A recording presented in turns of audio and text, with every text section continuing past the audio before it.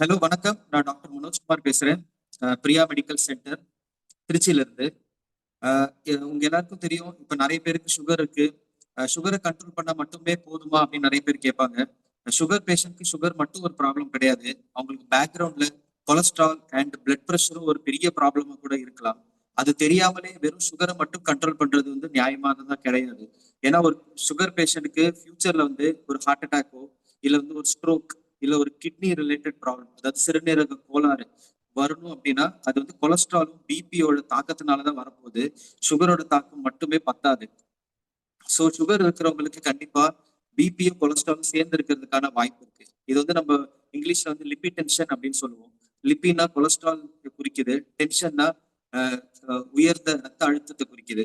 So லிப்பி டென்ஷன்ற ஒரு விஷயம் தான் இப்போ உலக அளவுல லீடிங் காஸ் ஃபார் டெத், அதாவது உயிரிழப்புக்கு முக்கியமான காரணங்கள் அதுதான்.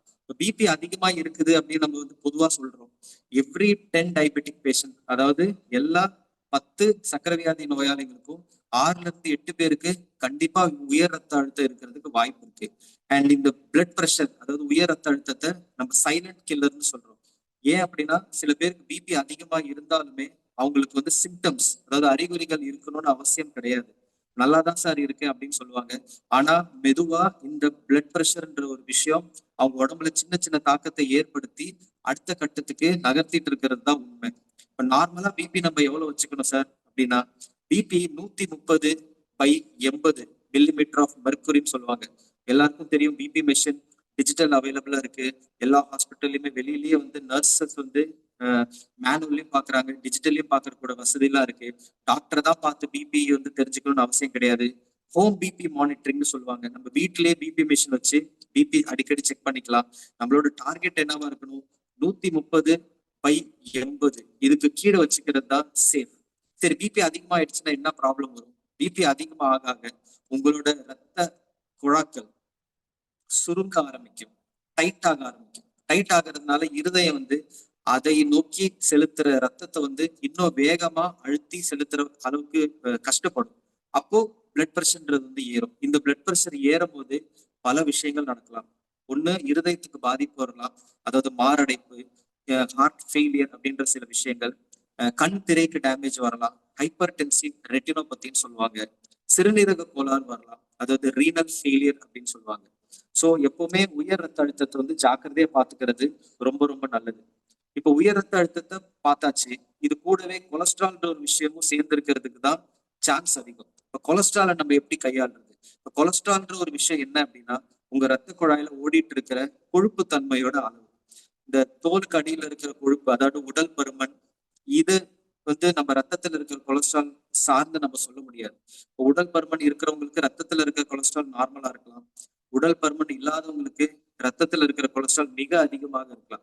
இப்போ பிளட்ல இருக்கிற கொலஸ்ட்ரால்ன்றது வந்து டோட்டலி வேற. அது வந்து எப்படி பிரிக்கப்படுது அப்படின்னா, டிஜிஎல் ட்ரைகிளிசரைட்ஸ், ஹெச்டிஎல் அதாவது நல்ல கொழுப்பு, எல்டிஎல் கெட்ட கொழுப்பு. இந்த 3 கொழுப்போட வகைகள் தான் உங்க ரத்த நாளங்கள்ல, ரத்த குழாக்கள்ல வந்து படிய ஆரம்பிக்கும். இது ரத்த குழாயில மட்டும் கிடையாது, பல உறுப்புகள்ல வந்து படியும். சோ சர்க்கரை வியாதி இருக்கிறவங்களுக்கு இந்த கொழுப்பு தன்மை அதிகமா ஆச்சு அப்படின்னா ரத்த குழாய்கள் வந்து சுருங்கி நேரோ ஆகி போற ஸ்பீடு, பிளட்டோட ஸ்பீடு வந்து குறைய ஆரம்பிச்சு பிற்காலத்துல வந்து இருதய ப்ராப்ளமோ இல்ல சிறுநீரக ப்ராப்ளம்ல போய் கொண்டு செல்லலாம். அண்ட் கண்திரை கோளாறும் ஒரு காம்ப்ளிகேஷனா மாறலாம். ஸோ பிளட் ப்ரெஷர் அடிக்கடி செக் பண்றது கட்டாயம். லைஃப் ஸ்டைல் அப்படின்னா இந்த பிளட் ப்ரெஷர் இருக்கு, கொலஸ்ட்ரால் இருக்கு, சுகரும் இருக்கு, இது எல்லாத்தையுமே சேர்த்து கண்ட்ரோல் பண்றது எப்படி? சுகருக்கு உங்க எல்லாருக்கும் தெரியும், இனிப்பு ஐட்டம்ஸ் வந்து ஸ்டாப் பண்றது, மாவு சத்து உள்ள பொருட்களை வந்து கம்மி பண்றது, அண்ட் காய்கறிகள் அண்ட் புரத சத்தை வந்து அதிகரிக்கிறது. இது சுகருக்கு. பட் பிபி கொலஸ்ட்ரால்க்கு நம்ம என்ன பண்ணலாம்? பிபி கொலஸ்ட்ரால் மெயினா oily food and salt content food. இப்போ உப்பு சத்து அதிகமா இருக்கிற ஃபுட்ஸ் நம்ம வீட்டுல இருக்கிற விஷயங்கள் என்ன அப்படின்னா, பொதுவா வந்து கருவாடு, அப்பளம், ஊறுகாய் அண்ட் பொரியல், தயிர், மோர்ல எல்லாம் அதிகமா உப்பு சேர்த்து சாப்பிடுற பழக்கத்தை வந்து நம்ம வந்து நிப்பாட்டலாம் இல்ல குறைக்கலாம். பிளஸ் வெளியில இருந்து வாங்கி சாப்பிடுற ஃபுட், அதாவது ஜங்க் ஃபுட்ஸ் அப்படின்னு சொல்லுவாங்க, ஸ்ட்ரீட் ஃபுட்ஸ், ஃபாஸ்ட் ஃபுட்ஸ், இந்த மாதிரி ஐட்டத்துல வந்து சால்ட்டோட கண்டென்ட் மிக அதிகமாக இருக்கும். அண்ட் சால்ட் மட்டும் கிடையாது, எண்ணெய். இந்த எண்ணெயோட உபயோகம் எப்படி? நம்ம யூஸ்வலா எண்ணெயை வந்து சேஃபா உபயோகிக்கலாம் அப்படின்னா என்னென்ன எண்ணெய் யூஸ் பண்ணா நல்லா இருக்கும்? சூரியகாந்தி எண்ணெய், தேங்காய் எண்ணெய், கடலை எண்ணெய். ஆனா இது எல்லாமே மாத்தி மாத்தி யூஸ் பண்ணிட்டே இருக்கணும். ஒரே எண்ணெயை திரும்ப திரும்ப சூடு பண்ணி யூஸ் பண்ணா நல்ல எண்ணெயா இருந்தாலும் அது வந்து ஒரு கெடுதலை தான் உண்டாகும். ஏன்னா டிரான்ஸ் ஃபேட் அப்படின்ற ஒரு விஷயம் ஒரு எண்ணெயை திரும்ப திரும்ப சூடு பண்றதுனால அதிகரிக்கக்கூடிய ஒரு காம்பனன்ட். இந்த டிரான்ஸ்ஃபேட் அதிகமாயிடுச்சு அப்படின்னா இதுதான் பிற்காலத்துல வந்து பிரச்சனைகளை உண்டுபடுத்தும். அப்போ ஆயிலி ஃபிட்ஸ் நம்ம வந்து குறைச்சிக்கலாம். அண்ட் நிறைய காய்கறிகள் அண்ட் தானிய வகைகள், புரத சத்து இதெல்லாம் கூட்டிக்கிட்டு fast food, bakery items and red meat, அதாவது மட்டன், பீஃப் இதை வந்து கொஞ்சம் அவாய்ட் பண்றது பெட்டர். அண்ட் ஒயிட் மீட், அதாவது முட்டை, மீன், கோழி இதை வந்து சாப்பிடுறத கூட்டிக்கலாம். ஆனால் கோழி சாப்பிட்றப்ப தோல் எடுத்துட்டு சாப்பிட்றது மிக அவசியம் and நல்லது. எக்ஸசைஸ் பார்க்னு பார்த்தோம்னா ஒரு நாளைக்கு கண்டிப்பா 30 நிமிஷமாச்சும் வாக்கிங் போகணும். அது வாரத்துல 5 நாள் நம்ம கடைப்பிடிச்சேதான் ஆகும். நம்ம American diabetes association 2025 and WHO உலக சுகாதார அமைப்பு 2020 அவங்களும் இதே தான் சொல்றாங்க. அட்லீஸ்ட் 30 மினிட்ஸ் வாரத்துல 5 நாளாச்சும் இது மாதிரி பண்ணுங்கன்னு சொல்றாங்க. நடக்கிறது மட்டும் கிடையாது, யோகா, சைக்கிளிங், ஸ்விம்மிங், டான்சிங் இது எல்லாமே உடல் பயிற்சியில வரக்கூடிய விஷயங்கள் தான். சார் வெயிட் எப்படி சார் மேனேஜ் பண்றது? எக்ஸசைஸ் மட்டுமே போதுமா? இன்னும் கொஞ்சம் எக்ஸ்ட்ராவா எஃபோர்ட் போடணும். Food control, exercise and etcetera. ஒரு 5 to 7% வெயிட் லாஸ் இருந்தாலே அது வந்து உங்க பிபியோட கண்ட்ரோல்ல ஒரு மிகப்பெரிய தாக்கத்தை உண்டுபடுத்தும்.